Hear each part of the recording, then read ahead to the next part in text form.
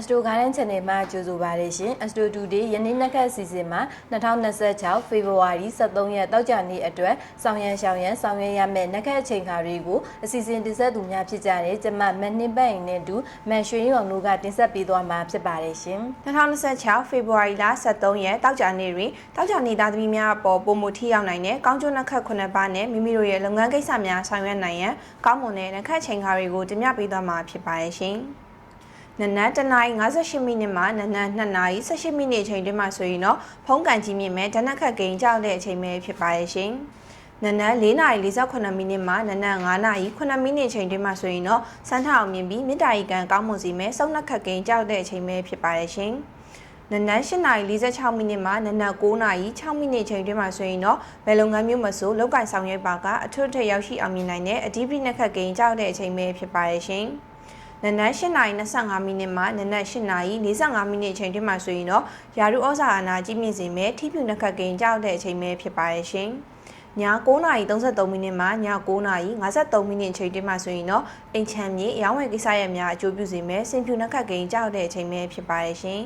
။နေ့လယ်1နာရီ41မိနစ်မှနေ့လယ်2နာရီ1မိနစ်အချိန်တွင်မှဆိုရင်တော့ငွေကြေးရွှေငွေရတနာနဲ့ထိကန်ဆန်းမှုကံကောင်းမွန်စေမဲ့ရတနာနှက်ခတ်ကိန်းကြောက်တဲ့အချိန်ပဲဖြစ်ပါရဲ့ရှင်။ညနေ4နာရီ38မိနစ်မှညနေ4နာရီ58မိနစ်အချိန်တွင်မှဆိုရင်တော့သာသမီရတနာထွန်းကားရရှိစေမဲ့တန်တီနှက်ခတ်ကိန်းကြောက်တဲ့အချိန်ပဲဖြစ်ပါရဲ့ရှင်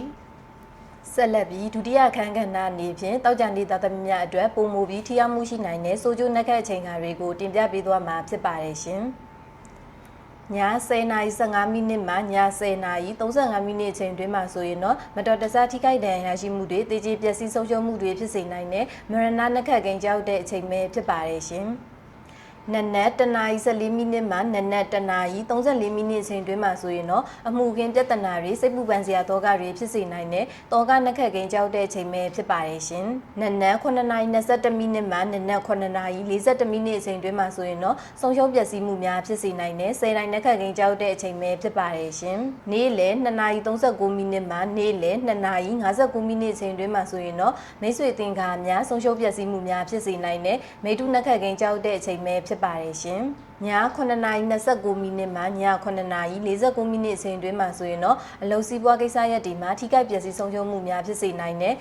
ဘင်္ဂါနှက်ခတ်ကိန်းကြောက်တဲ့အချိန်ပဲဖြစ်ပါတယ်ရှင်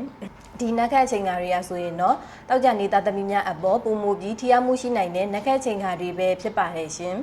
ဒီနှက်ခတ်ချိန်ခါတွေကိုသမီးတို့ရဲ့ဆရာဦးဆရာကိုမှအသေးစိတ်ကိုယ်တိုင်တွက်ချက်ပေးထားတာပဲဖြစ်ပါတယ်ရှင်သမီးတို့ရဲ့ယနေ့နှက်ခတ်စီစဉ်ကိုကြည့်ရှုပေးခဲ့ကြသောမိဘပြည်သူများအားလုံးကျေးဇူး